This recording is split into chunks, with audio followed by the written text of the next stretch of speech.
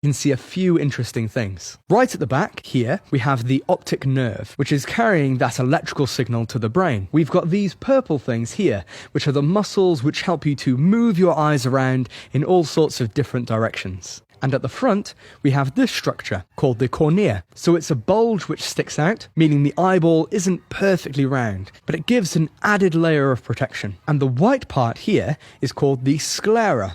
And this is what we're going to be cutting into first.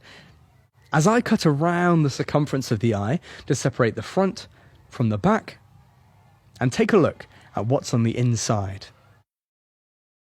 So here we can see two liquids which have come out of the inside of the eye. This runnier liquid is called the aqueous humour, and this jelly-like substance is called the vitreous humour. And these help to keep the round shape of the eye. Now these black things here are the retina cells. These are a layer of light-sensitive cells at the back of the eye. The retina detects the image focused by the cornea and the lens, and the retina is then connected to the brain via the optic nerve. But after you have frozen and defrosted the eye, these cells become detached. So you have two different kinds of retina cells. You've got rods, which are light sensitive and allow you to see well in dim light, and you've got cones, which allow you to have colour vision. In fact, you've got three different kinds of cone cells, one for red light, one for blue, and one for green. Here we have the front of the eye, and once again you can see the cornea just here. But if we turn this around, on the inside we can now see the coloured part of the eye, called the iris.